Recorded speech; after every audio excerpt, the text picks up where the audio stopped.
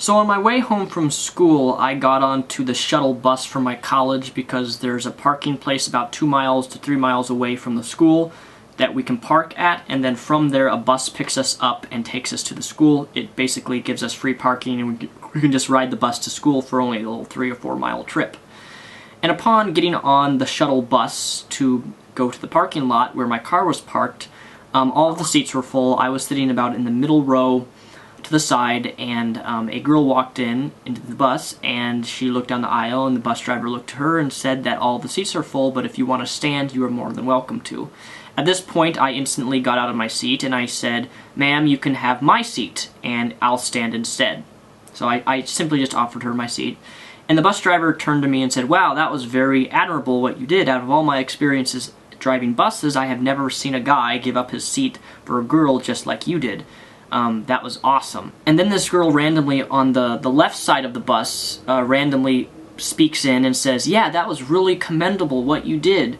And then she starts clapping for me, and then everybody else in the bus, because I was, it's a small bus, it's not a gigantic bus, but everybody in this small mini-sized bus starts clapping for me, and one guy yells out, "That's how a man should treat a woman." And it was just, I was just kind of taken back that they would be clapping for me for simply offering my seat for a girl while I stand.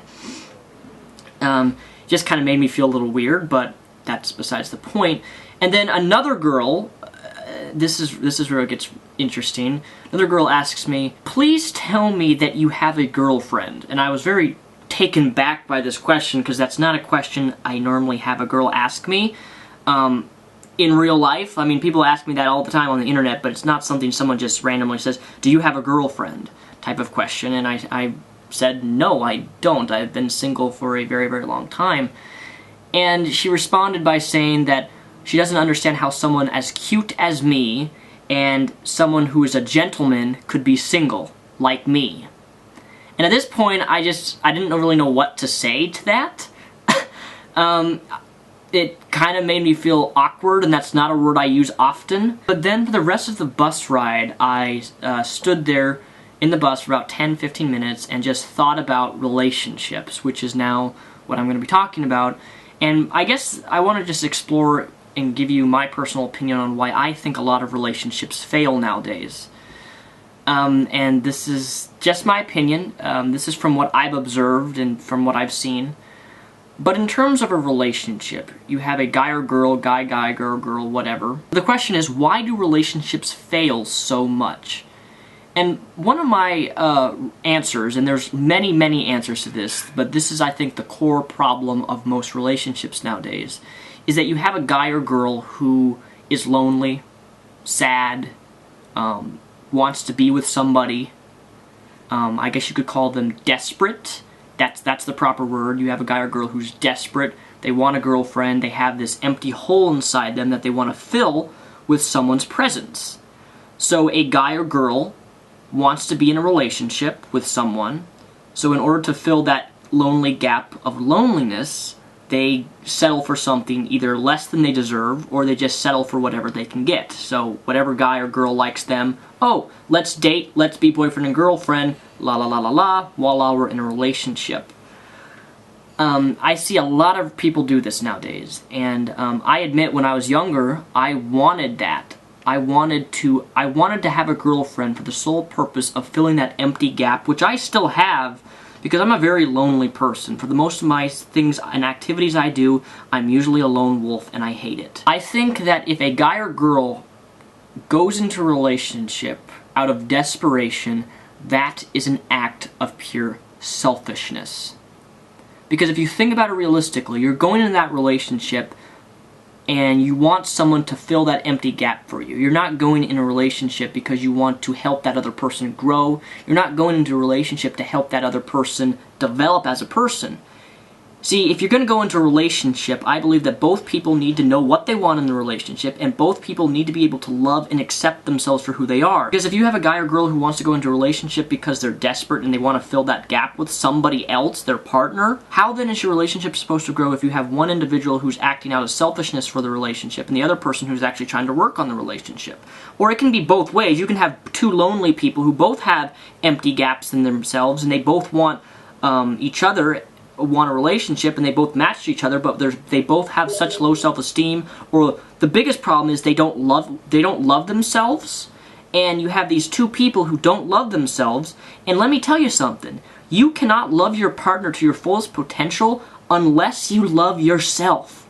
That's the big thing that I've learned in my past, is that you can't love a girl, or a girl can't love you to her fullest potential if they don't love yourself and you don't like yourself.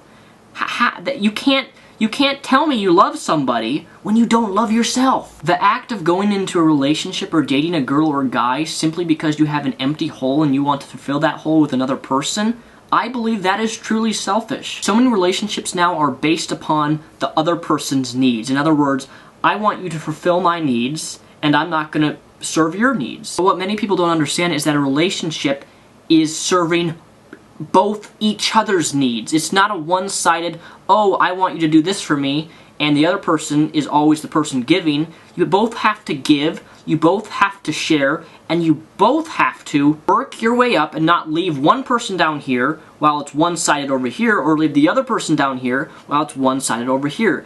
A one-sided relationship out of desperation will never, never succeed. I think another big reason as to why friendships that move on to relationships fail is because one person is closed off to being vulnerable.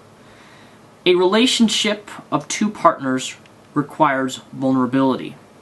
This is something that I've come to learn, and this is something that I've recently just actually did, which really, when I think about it, actually kind of scared me. About 2 weeks ago, I went out to coffee with someone, and it was an awesome experience. We talked for a very long time, and I found myself, and this is something I normally would never do, but I opened up to this person. I told them some things which now when I think about it, I probably shouldn't have told them because of how humiliating it was about my past. And when I say it was humiliating, it truly is. I told them some stuff about myself and things that had happened and situations I had been in which I had never told anyone other than my family. And when I think back on it now, I made myself vulnerable, and that's something I haven't done in almost 3 years, is open up to someone like I did. And it was scary for me now that I didn't think of it at the time, but now that I think about it, I'm shocked that I told this person some of the things that I did, of what happened to me, and the situations I was in, and the struggles that I had to face. I've been in some really tough situations where I've had to make a really fast call on my morality, I should say, and on what I am going to choose to be.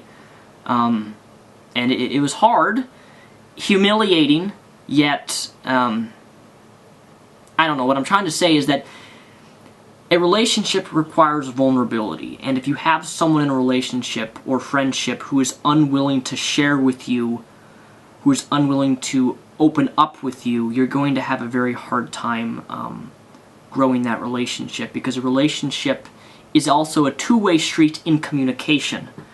This is another big factor on why a lot of relationships fail, is because one person won't share with the other person their feelings, they won't share what they're going through, they won't share their struggles, and communication and honesty is another pivotal part on why a lot of relationships fail.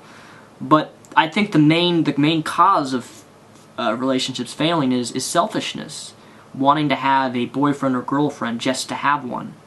And I would rather be lonely for the next 10 years of my life than to settle for some girl who I could easily just get in a relationship with because I'm lonely, and then be selfish and but use her to fill that empty gap. Because to me, that's taking advantage of your partner. If you go into relationships solely for the purpose of fulfilling your own needs but not hers or his, you're taking advantage of that person. And I found out that the hard way when that happened to me. When I was taken advantage of by someone. And it was a growing experience for me, and I've grown from it. I'm turning 21 21 years of age in less than 2 months. I've had one toxic relationship. I would like to be in a relationship relatively soon, but I don't know if that will ever work out. Just depends. But yeah, I just thought I'd share with you why I think a large amount of relationships fail nowadays is because of desperation and settling for less than something you deserve. And let me tell you something, if you're a girl or a guy, you deserve a lot more than just some random person who can be a temporary satisfaction for you, because that's what it is. Never go into a relationship for a temporary person. Go into a relationship with the full idea that you want to serve that person, and a relationship is a two-way street of serving one another. And that's all I really got to say. Thanks for watching.